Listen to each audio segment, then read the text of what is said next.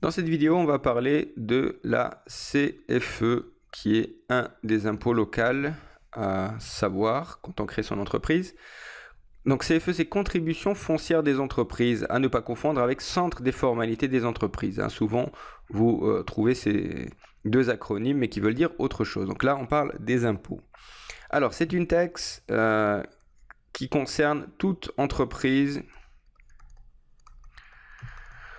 physique, comme par exemple la micro-entreprise ou le IORL, ou morale, qui est une personne morale, donc comme une société. Toute entreprise est assujettie donc à la TVA, quelle que soit son activité, quel que soit son emplacement. Alors pas complètement, parce qu'il y a des zones, notamment des zones d'exemption, comme par exemple les QPV, quartiers politiques de la ville. Il y a aussi certaines activités, comme par exemple les artistes, comme les sportifs, qui sont exemptés. Donc vous trouvez tout ça sur le site des impôts, que je rajoute le lien donc sur créaclair.fr, donc sur la page liée à la CFE.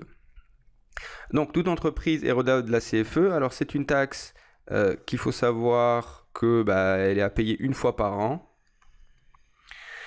Une fois par an, donc toute entreprise immatriculée au 1er janvier fait la déclaration courant d'année. Donc déclaration, vous pouvez le faire par exemple voilà, au mois de mai par exemple, et vous la payez en décembre. C'est en décembre que vous payez donc la CFE, mais vous la payez en décembre seulement si au 1er janvier vous êtes immatriculé. Si vous n'êtes pas immatriculé au 1er janvier, vous ne la payez pas. Donc quelqu'un qui s'immatricule courant 2018, il ne la paye pas en 2018, il la paiera en 2019. Quelqu'un qui s'immatricule courant 2019, il ne la paiera pas en décembre 2019, mais en 2020.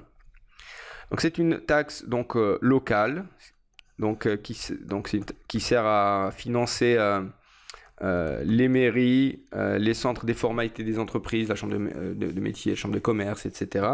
Et les critères qui rentrent dans le calcul sont assez nombreux. Il y a le niveau du chiffre d'affaires, les valeurs des biens mobiliers de l'entreprise. Il y a aussi des barèmes que font les communes, puisqu'une taxe locale. Bref, il y a plein d'éléments. Alors en micro-entreprise, en général, les gens tournent autour de, quand ils font un bon chiffre d'affaires, autour de 600-700 euros. Plus rarement, ils atteignent les 800-900. Mais la plupart du temps, ils sont bien en dessous de 500, donc selon le niveau de chiffre d'affaires. Là encore, vous pouvez aller voir le site donc, des impôts pour voir les barèmes, puisque vous avez donc des tranches selon le niveau de chiffre d'affaires que vous faites.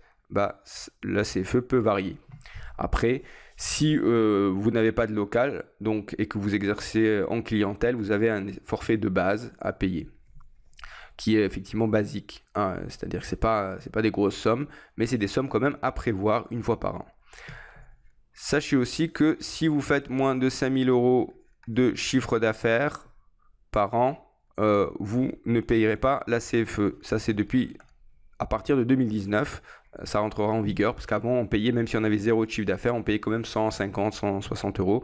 Là, maintenant, on est exempté de la CFE. Donc, ça commence qu'à partir de 5 000 euros, ce qui est quand même une bonne chose. Donc, pour des gens qui ont un très faible chiffre d'affaires ou c'est juste une activité complémentaire, voilà, ils peuvent être exemptés de CFE. En tout cas, voilà, rajouter donc la CFE comme étant une des choses à faire à déclaration courant de l'année pour le paiement en fin d'année. Donc ça se fait sur le site des impôts. Donc ça aussi, c'est important. Donc le site des impôts, c'est sur ce site que ça se fait. Voilà pour la CFE.